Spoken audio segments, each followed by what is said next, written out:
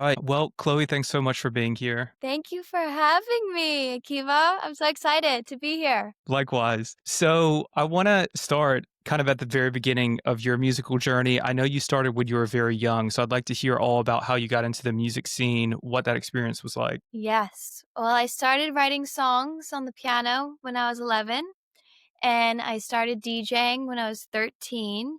And I've Wow. always loved music. I've always listened, grew up going to concerts. My family, I'm a very musical family. My mom plays saxophone, my aunt sings, and I grew up listening to a lot of pop music.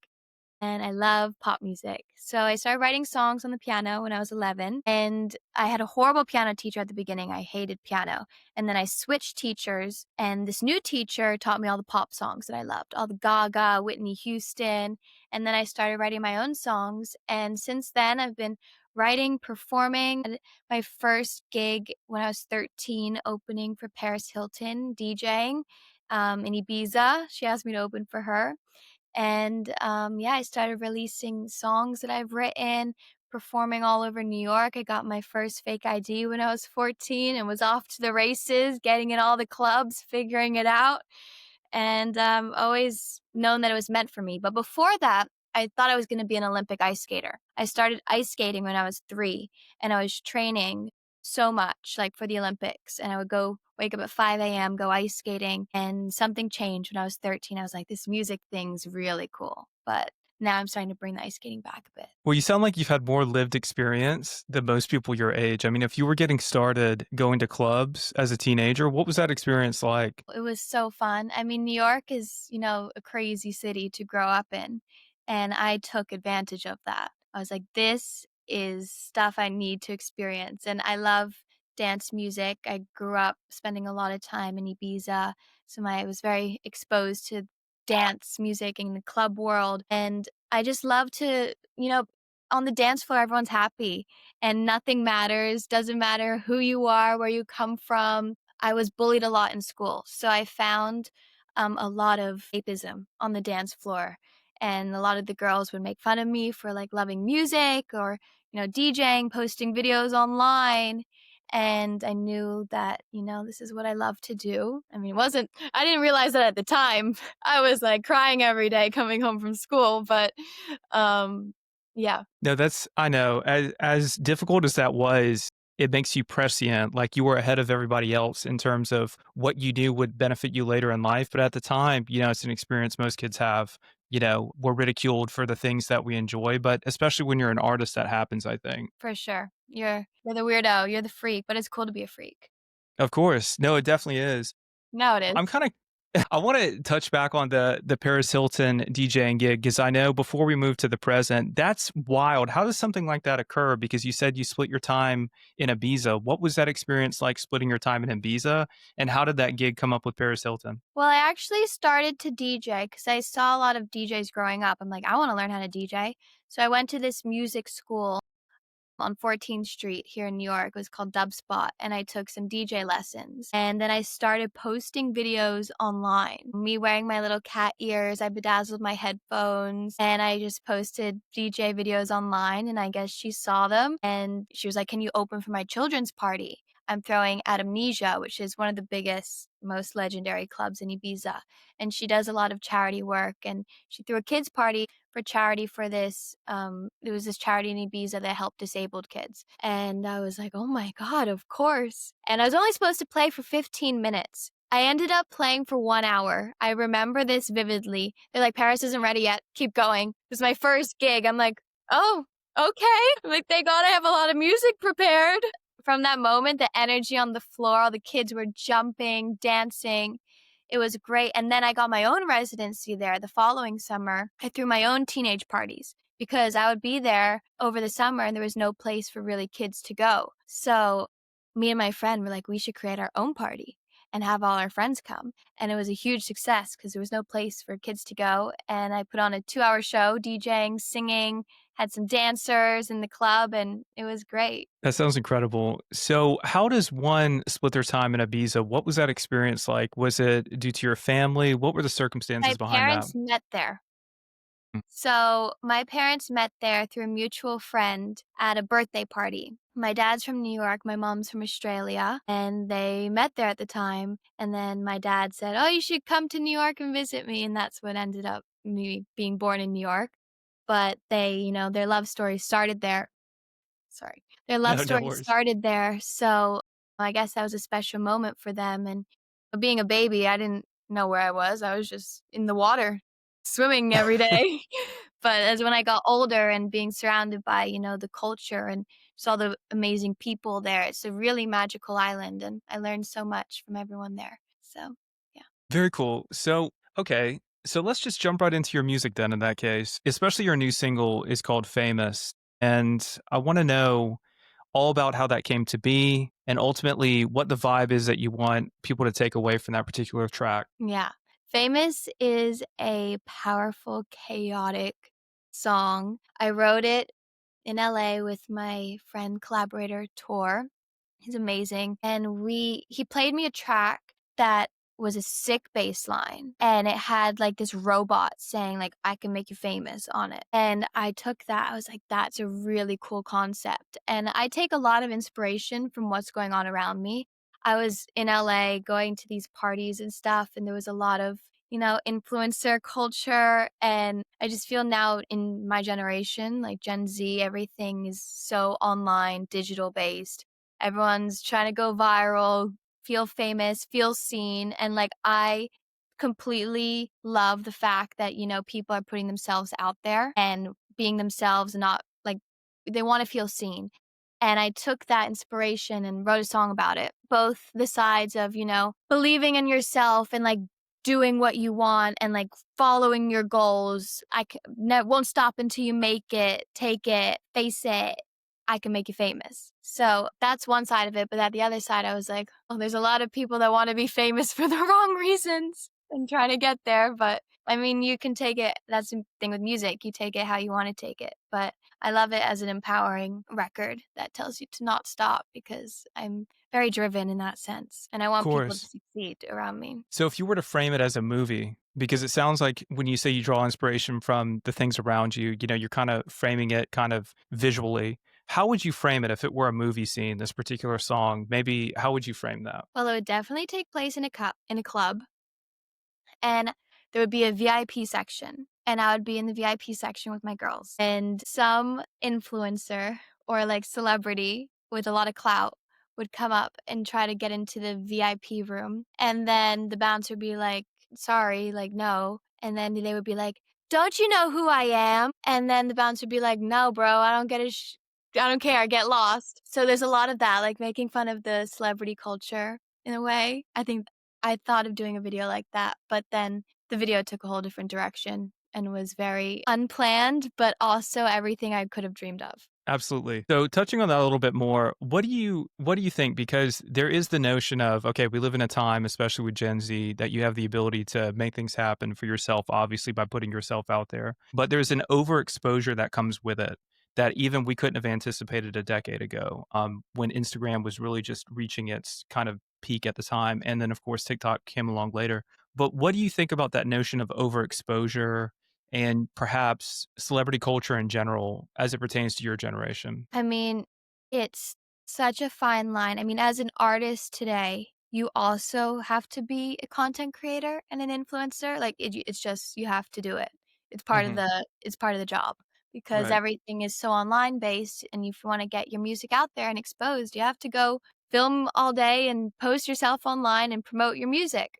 So there's a fine line and a taste level of how to do it as an artist, and every artist has a different way of doing it, which is what makes them artists, so their whole world they're building and each way is different. It's a lot to ask of artists that they become full on content creators when there's people that do that all day as a livelihood.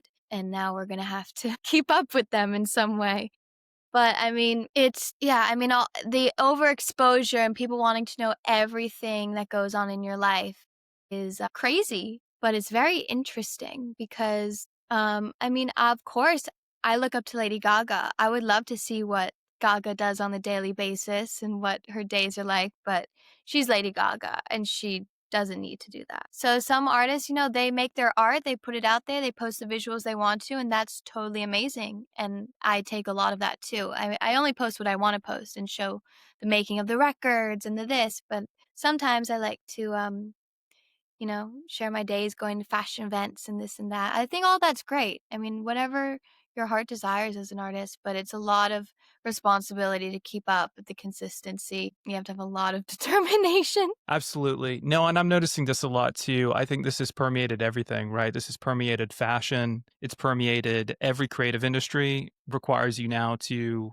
effectively become a content creator, which used to be its own And job. especially the trends changing literally every day. I mean, the creative directors of fashion brands and everything, their jobs are like insane. They're gonna have to every single collection, you have to keep up with the trends. What's the new thing? What's the new thing? Every day on TikTok, there's a new trend. How can you hop on the trend to connect that to your music to try to get it exposed? It's like a constant brain thing. I went viral last week for wearing a cool outfit to a Lady Gaga concert, and she reposted it, and that went like crazy viral. I'm like, how does that? You don't know. You just have to post and see what happens. I don't know. There's no sign. Absolutely.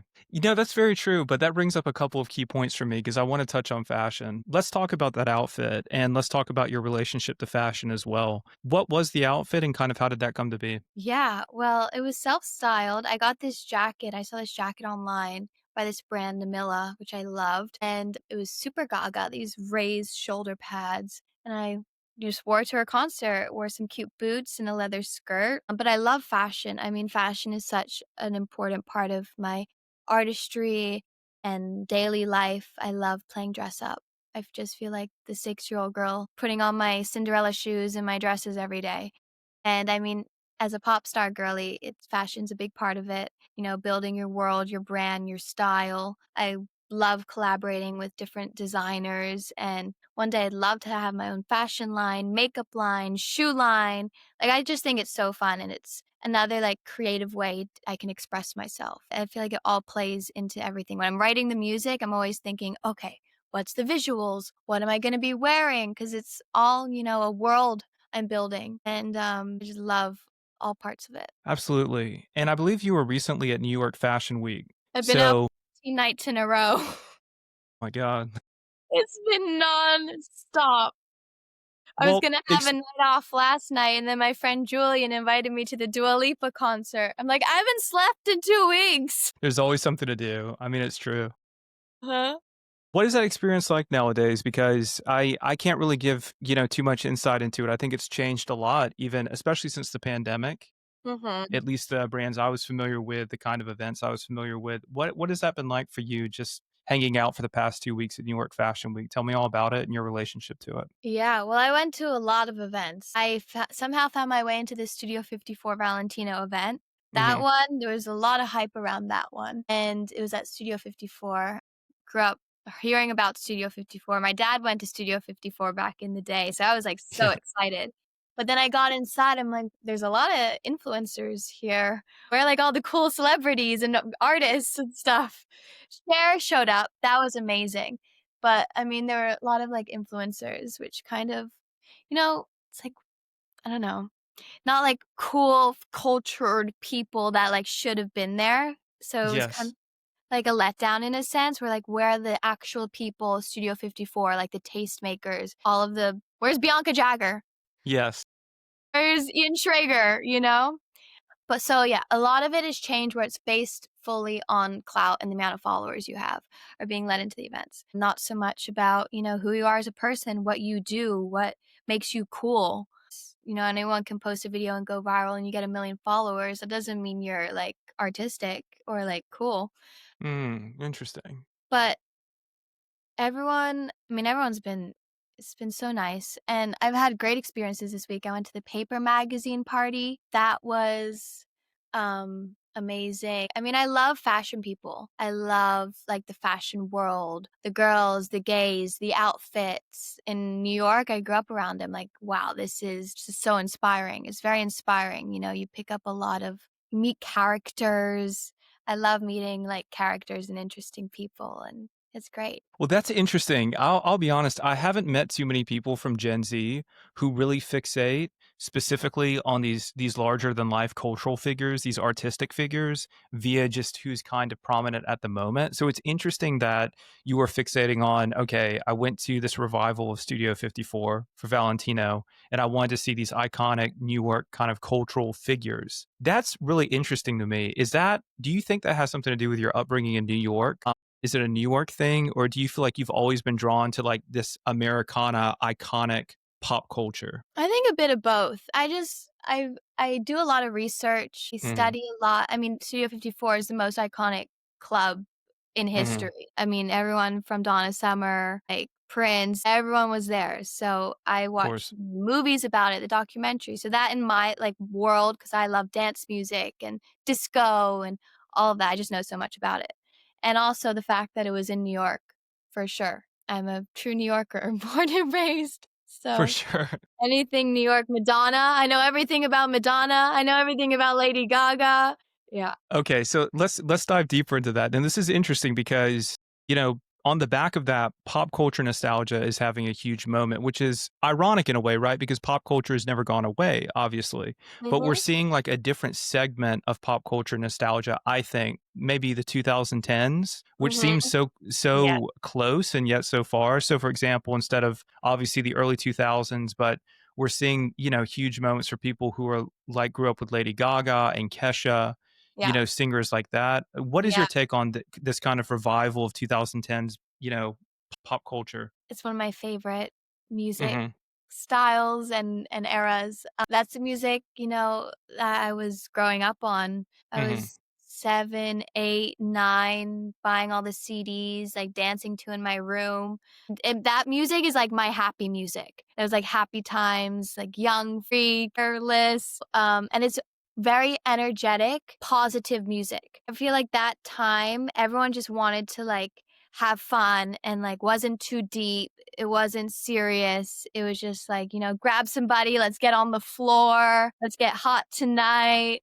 And Kesha. So when I started my record that's coming out next year, an album, I was listening to a lot of, Black Eyed Peas, Kesha, LMFAO, style mm, records, and I pulled a lot of inspiration from, like, the electro synths, all of the very, like, saw-driven synth sounds, because that's music that I love and I was listening to a lot. So a lot of the songs that I have are pull a lot of inspiration from that world while still making it my own. But yeah, that music is just it's so uplifting, and my generation, we all grew up on that, so it's a bit different than the 90s where I feel like everything comes in 20-year cycles. Everything comes back again. So from mm. now, maybe in 20 years, everyone will be nostalgic about the music now. Yeah, I mean, that's the inevitable outcome. I hope so. I mean, it could take two divergent paths. Let's hope it doesn't go the way of AI completely, Oh because we my still need gosh, a human element, but, scary. but that's a whole nother conversation, of course. Speaking a little bit more to just the visuals because,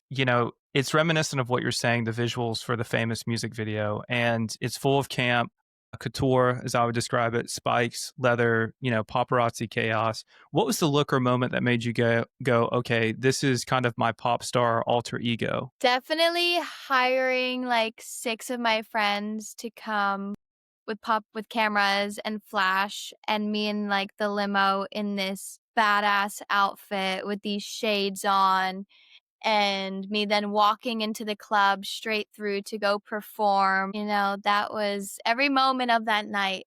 And most days, I want to live out like my full character. And when I'm on stage, that happens. And when doing videos, that happens.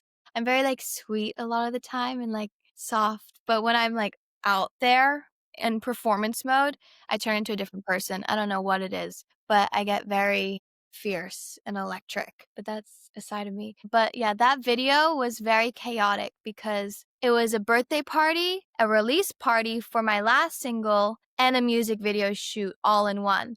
So invited the whole town, all my friends, to the party saying, "It's my birthday, you better be there," so I could have it packed to film a video and release my song and showed the video at night and performed. So, but I was running around like crazy, my head cut off because I was doing costume changes, trying to get this shot, performing, saying hello to this person. It was but it was so fun. It was so fun. Good night. The New York night. Understood. No, it definitely sounds like it. I mean, there's so much going on, like we talked about. There's always something. Speaking off topic to that, what was the most challenging look to actually move around in? Because when we talk about kind of fashion as costuming, I'm kind of curious if you had a look that was particularly challenging. Well, the look with the mask, and there was this big leather, scrunch leather bubble thing, shawl that I Hmm. was wearing, made by Gouvange, which was part of the lace outfit. That I could not move my head left or right because the mask went into the bubble, and the bubble was like I couldn't move my arms higher than this. And I just re-wore it 2 nights ago to go to Gouvange's fashion show, and I Hmm. wore it because it was a custom by him, and I hurt my neck from the fashion show because I was trying to watch the fashion show and I was wearing the outfit and I couldn't turn my head right after the fashion show was done. I had to like rip this off me because I felt like my neck was going in spasms. But you do it for the drama. You do it for the look. And I think to myself, like Gaga walking in these massive heels, in an egg, in meat. You do it for the look. Don't complain. You're absolutely right. You do it for the lore at this point, right? Just everything's for the lore. Huh? Wow. Okay. So transitioning from that kind of to the studio sessions, because you mentioned earlier in the conversation your producer Tor, and I'd Mhm. like to know, especially Tor and your other producer Jackie. Am I pronouncing his name properly? Yake. I knew there was something a little Swedish, bit he's special from about. Sweden. Of course. So, what's one thing you feel like they pulled out of you in the studio that surprised you? Well, Tor is the most insane producer I ever worked with in my life. Like, his speed and the way he works is just insane. And Yake is a massive songwriter producer from Sweden. The Swedes, Mhm. there's something in the water there. They know melody like no one other. So we actually wrote the whole song and presented it to Yake. And then he went in and changed the pre-chorus melody into what you hear now. Queen of the Mm. night, the DJ's playing na na na na. So that was a very beautiful melody change. And we recorded it and wrote it in Yake's home studio in LA, which is where Tor and I have been cooking up for the past year. We have a lot of songs made there. And, it was a great experience. I was just back there 2 weeks ago working on finishing the songs. So there's a lot more coming in that world. Excellent. And I definitely want to touch on that later as well. And speaking to kind of the vulnerability, you call this a love letter to ambition. So I'm wondering what part of ambition scares you or has cost you something along the way. From a young age, I've always known that this is what I want to do, and it's a very hard career path. Becoming a successful artist, there's challenges you have to face every single day. It's one of the hardest things to accomplish in the world. I feel because Hmm. there's so many artists today, especially all trying to, become successful and make it and like what makes you different. But, I know that this was meant for me. I was put on this planet to do this. And I just want to make people feel good. I like to make positive, uplifting music. Even if it's about a darker subject, still find a way to, give inspiration and hope because the world's so dark. Like, why would I want to add to that? I want to like try to lift up people and create a space where you could feel free and yourself. I wish I had that growing up. So, ambition is what I have and need to accomplish that. And it's my love letter to that because I love it so much what I do. And there's nothing else in the whole world. And it's caused a lot of, crashes, mental breakdowns quite regularly. There's a lot of stuff to deal with. I mean, the music industry is just there's no rules. There's no rule. It's the Wild Hmm. West. So you have to on a daily navigate, make decisions, find your team, not get ripped off, this, that. And it's but if you love it, you love it and you keep going.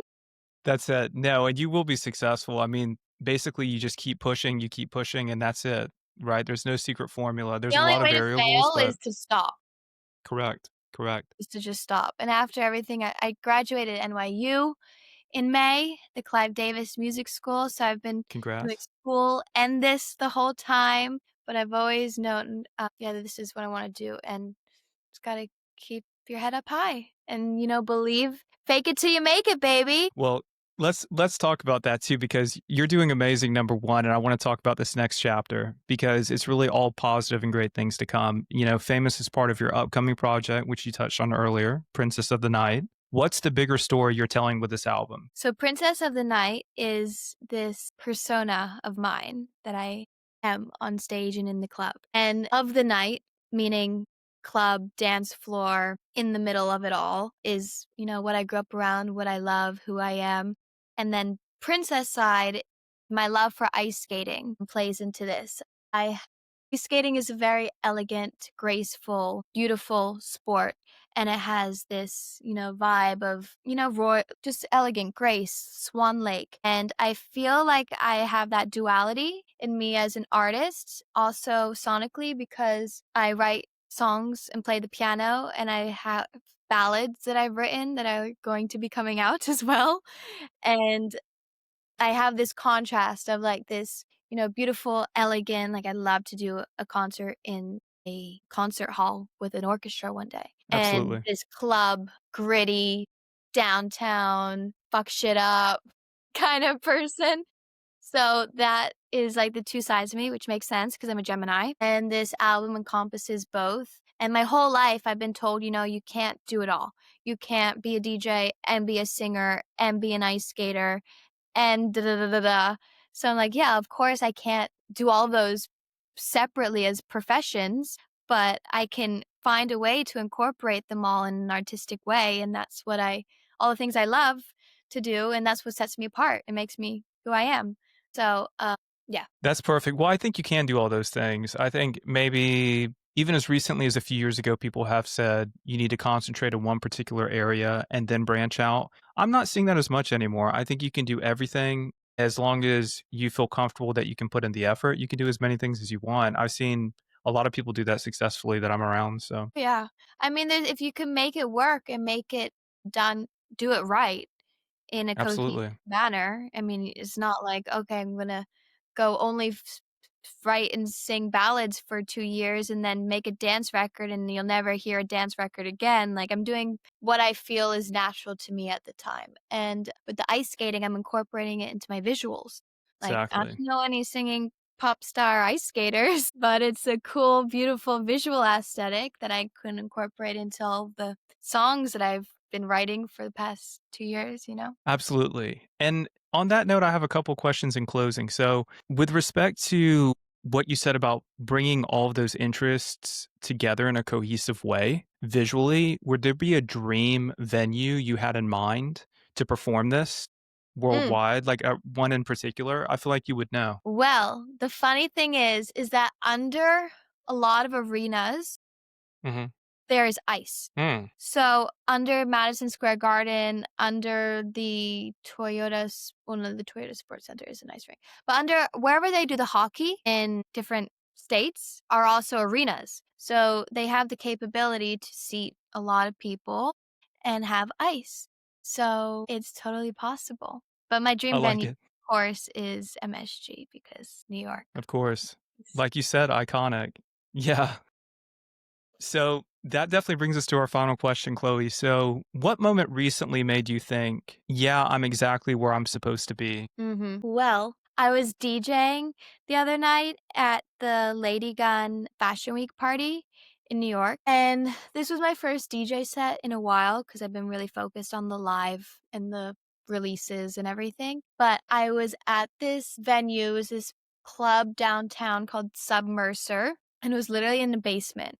But it was so cool. And the Lady Gun family and everyone that they invited it was such an incredible energy in the room. I was killing it on the decks, music that I love to play. All of the cunty pop dance, Madonna remixes, old songs remix new ways, new songs, Zara Larson edits, Addison Rae edits mixed with Nile Rodgers and, all of that. They were eating it up, and I was eating it up, and I was just having the best time ever, and the energy was amazing. and then I sang Famous, I sang Iconic, and that even, like, went over better. And, it's really hard to, when you're at the beginning, get people to care or pay attention, but there were a lot of people in the queer community there, and I'm, like, really figuring out who my audience is and why and who I'm making this music for to listen to, and the more I'm out there performing and meeting people, I'm like, I know this is what I'm doing, and, it's for this purpose, but it was just I left that I couldn't sleep, like, all night. I was just so excited. It was so fun. I love that. I love that. Well, all incredible things to come, and I'm so glad you took the time, to hop on a conversation with me today. So thank you, Chloe, for being here. I really Thank appreciate you, it. Akiva. It was so great to meet you, and I hope we can do this again soon. Absolutely.